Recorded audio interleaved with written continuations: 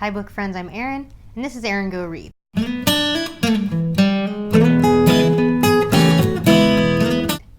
I'm going to do my first Friday reads ever. I love seeing other people do Friday reads. It's just a quick check-in on a Friday, what you're currently reading, what your plans are for the weekend, and the books that you hope to dig into over the weekend. So right now I am still plodding along through Gullivers Travels. I read a bit of it at lunch today. I'm on page 232 of 311.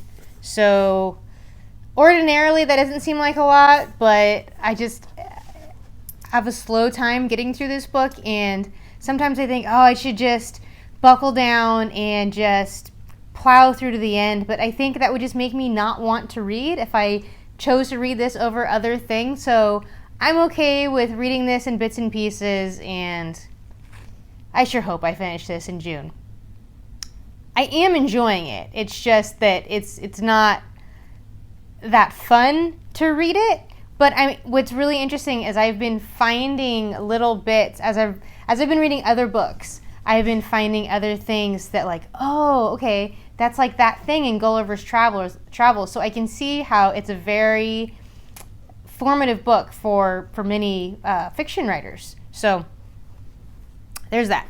I am reading a nonfiction, The Inflamed Mind. I didn't grab the dust jacket. I don't read with dust jackets on unless it's a library book and it's, connected. The Inflamed Mind by Edward Bulmore, and I am nearly halfway through this. It's really interesting, but I'm finding some of it to be way more historical than I would have wanted it to be. So basically what he's trying to prove is that inflammation in the body is, if not the cause, at least very linked to depression. So whereas in the typical doctor's mind, they would say, oh, you have rheumatoid arthritis and that sucks, so you're depressed because it's affecting your lifestyle and your future and all that. So your circumstances are causing you to be depressed, which sure makes sense, I suppose. What he's saying is that the inflammation of the disease process of rheumatoid arthritis is what is causing the depression. So and he uses rheumatoid arthritis as a specific example because there is a medicine that came out, I think in the early 2000s, called Remicade. There's another one that's similar, and it is the first anti-inflammatory medicine specifically made for rheumatoid arthritis. And it, I think they called it the Remicade High. And so these patients that you get an infusion of Remicade. It's not like a pill that you take. You go in, I think, once a month to receive this infusion, and the patients come out feeling amazing and basically high because he is saying because their brain is no longer inflamed. The inflammation in their body has gone down, therefore their brain is not experiencing those depressive symptoms. So he goes a lot into the history of medicine, Hippocrates and Descartes and Freud, and it goes back so far. We're talking about syphilis and penicillin at the moment. So I'm hoping that he's going to come much more to the present and talk about more current studies and findings about the links between inflammation and depression, and maybe what can you do about inflammation. So I'm kind of lukewarm on this. I find the subject matter interesting and I want to see where he's going with it, but it's taken him a long time to get there. I'm also very slowly reading Gone with the Wind. I have been reading so many books at once, and it's such a big book that I only want to read this at home, so I don't want to have to lug it around with me and destroy this beautiful copy of it. So I think I'm over 100 pages now. Yeah, I'm on page 110, and this has just under 1,000 pages. So I've got a ways to go, but I'm in no rush to read this. But what I really want is to have some nice, long, hour, 2 hour long sits with this book where I can really dig into it, because right now I've just been too much dipping in and out of it, and I'm not getting fully engaged in the story yet, although I have been enjoying it when I've been reading it. All right, so those are the 3 books that I am currently reading. I just finished Gone Girl. That had been the book that I was kind of taking on the go. Not Gone Girl. Sharp Objects by Gillian Flynn. And I just actually filmed last night. I filmed my June wrap-up part 1, so look, shaky dog. So I will, look forward to that soon in the next coming days. But I need another kind of light book. So, first, not a light book. The Pillars of the Earth readathon is going on right now, and I haven't gotten into this yet. This is another one that I just want to be able to sit with it for long periods of time. And I've had house guests this week, and I haven't been able to really do much great deep reading.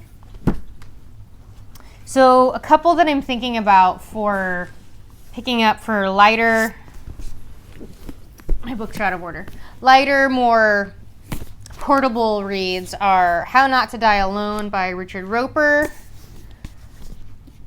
My Name is Monster, so I don't remember, I pre-ordered this.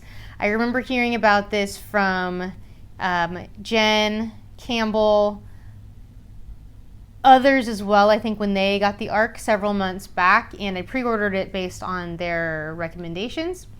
It says on the back here, to quote, "I do not know how she has survived until now. I do not know how I have survived either, come to think of it. I have just kept going. I have paid the right price. I have continued to live. Now we will survive together. I will be her mother, and she will be my monster." So that sounds really good. I don't know if I'll feel like it right now. Maybe I'll do, I might end up doing like a try chapter tag with these 3 books this weekend. And then the last one is A Heart in the Body in the World by Deb Coletti. And this is I believe it's a YA. And I think it's like this girl is experiencing, I don't know if she's actually a girl, if she's a young woman or if she's a teenager, she's experiencing some sort of grief or trauma or something like that, and I guess she just starts running.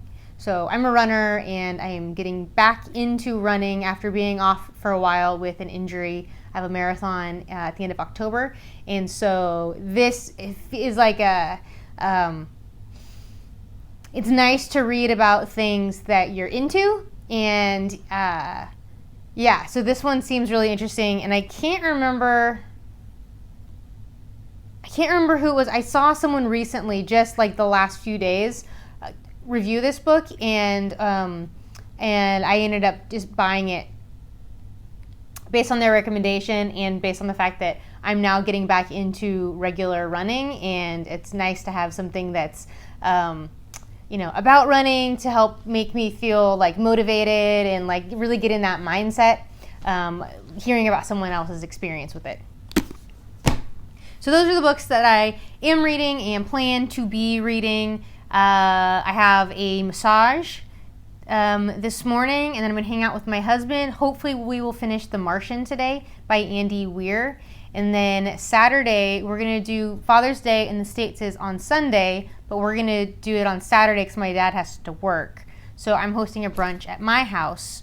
So there will definitely need to be some tidying up. My house is pretty clean. Some tidying up, but I have to prepare some stuff for the brunch. And then, so I'm hoping that like Saturday afternoon, evening, I can have a nice chunk of time to read. And then same with Sunday afternoon, evening after church, and spending some time with my husband. So what do you plan on reading this weekend? Do you have any big plans, bookish or otherwise? Please let me know in the comments. And if you want to hear about the books that I've already read so far this month in June, keep an eye out for the June wrap-up part 1, which will be out in a couple days. And subscribe to the channel so you can find out how I feel about these books that I plan to be reading right now.